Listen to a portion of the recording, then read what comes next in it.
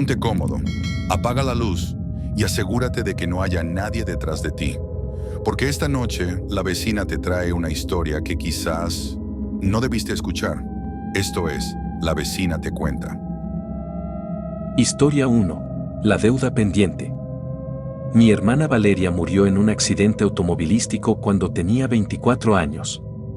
El impacto fue tan fuerte que murió al instante y el conductor que la atropelló nunca fue encontrado. Esa herida quedó abierta para mi familia y para mí. 6 años después, mi esposa dio a luz a nuestra hija, Camila.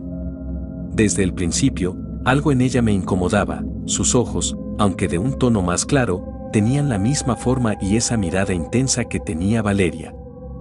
Cuando Camila cumplió 3 años, empezó a decir frases inquietantes. Un día, mientras jugaba con muñecas, me miró y dijo: «Tú lloraste mucho en la calle aquella noche, pero no te preocupes, ya no me dolió». Sentí un escalofrío. Nunca habíamos hablado de la muerte de mi hermana frente a ella. Le pregunté qué quería decir, y con total calma respondió: «Yo era tu hermana, y el hombre que me mató sigue aquí». Con los días, comenzó a dar detalles exactos del accidente, la marca del auto, el sonido del golpe, incluso el olor a gasolina. Lo más perturbador es que mencionó una calle que ni siquiera existe en la ciudad actual, pero que descubrí, revisando archivos antiguos, que había cambiado de nombre hace más de 10 años. Cuando tenía 4 años, insistió en que fuéramos a una ferretería en la zona donde Valeria murió. Apenas entramos, se quedó paralizada mirando a un hombre detrás del mostrador. Me susurró: «Es él, el que me quitó la vida». El hombre la miró con una expresión de horror absoluto, como si hubiera visto un fantasma. Sin decir nada, dejó lo que estaba haciendo y se metió al almacén. Camila solo sonrió y dijo: «No te preocupes, ahora sí sé cómo terminar esto». Esa noche no pude dormir. Desde entonces, ella a veces se levanta de madrugada, se para junto a mi cama y murmura: «Falta poco, hermano, muy poco».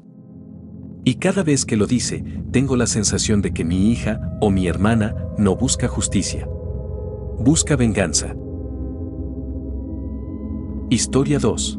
No es la primera vez que muero. Cuando mi hijo Emiliano cumplió 5 años, comenzó a decir cosas que no deberían salir de la boca de un niño.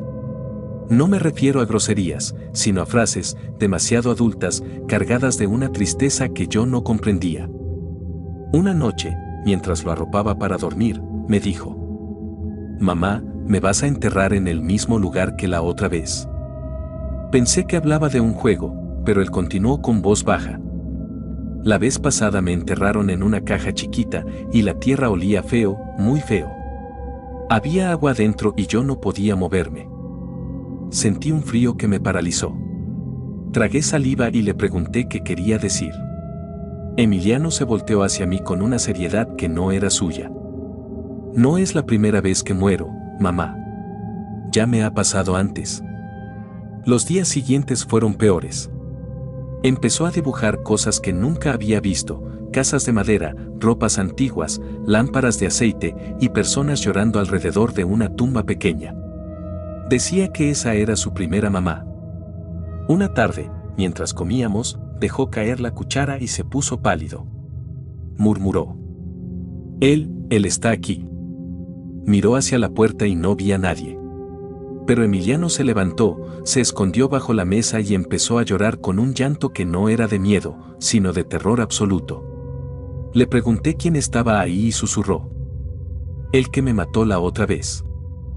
Comencé a investigar y encontré algo perturbador. En el terreno donde ahora está nuestra casa, hace más de 70 años, había un caserío humilde.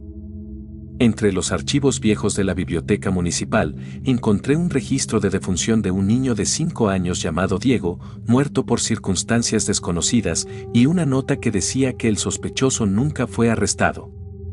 Una noche, Emiliano despertó gritando y con moretones en el cuello, como si alguien lo hubiera estrangulado.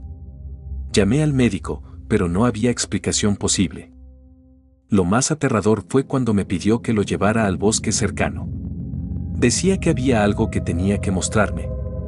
Caminamos hasta un claro donde había un árbol enorme. Emiliano se detuvo, miró al suelo y dijo: aquí me dejó tirado, y después me llevó al río para que nadie me encontrara.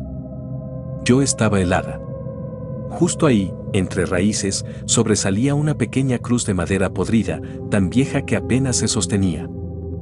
Desde entonces, Emiliano ya no habla de su otra vida con tristeza, sino con rabia. Y cada vez que se queda en silencio, lo veo sonreír de una forma que no reconozco, como si estuviera esperando el momento exacto para ajustar cuentas. Historia 3. La que volvió del río. Mi hijo, Matías, tiene 6 años. Siempre ha sido un niño tranquilo, de esos que se pierden en sus juegos y hablan poco.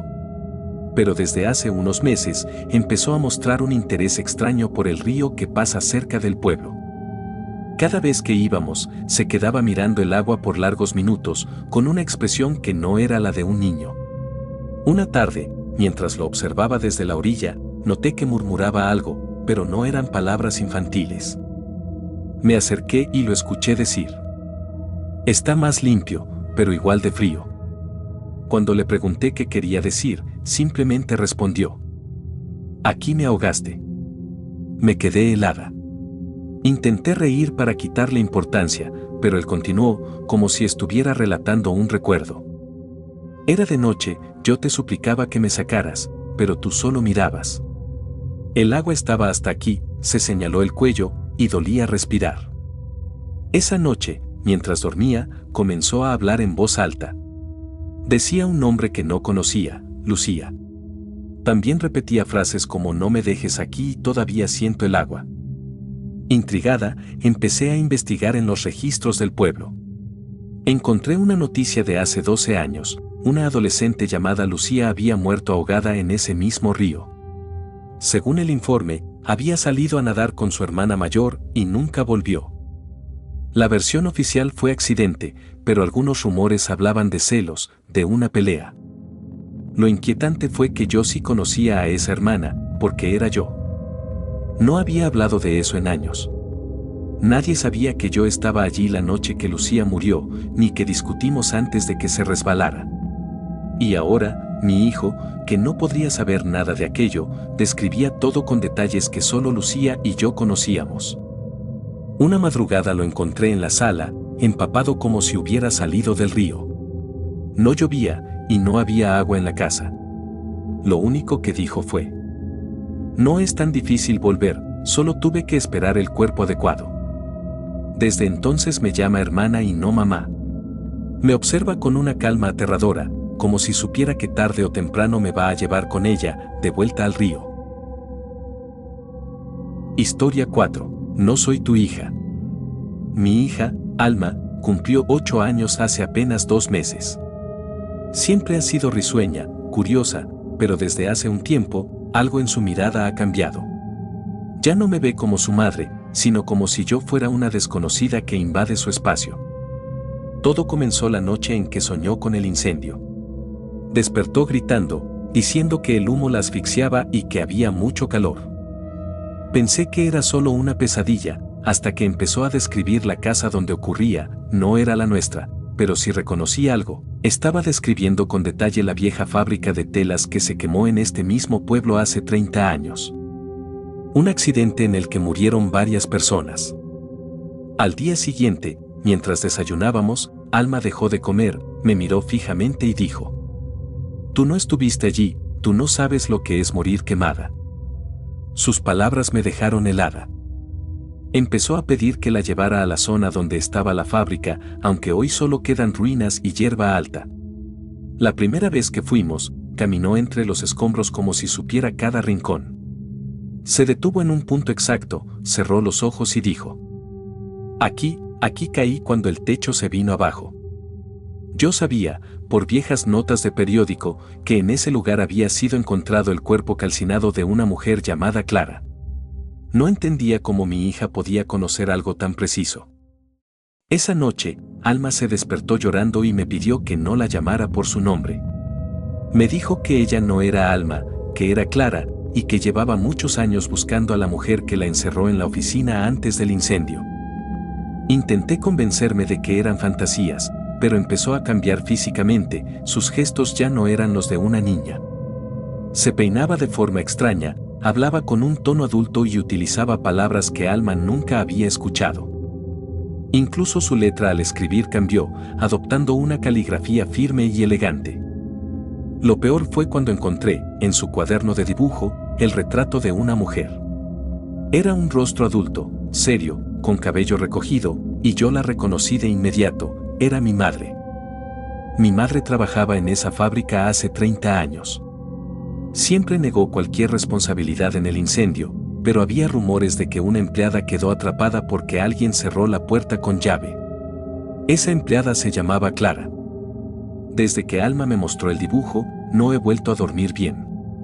Ella me observa todo el tiempo y a veces, cuando cree que no la veo, sonríe como si esperara algo. Anoche, antes de dormir, me susurró: "Solo vine para que ella pague y tú me vas a ayudar". Ahora entiendo que no se refería a mi madre viva, sino a mi madre muerta.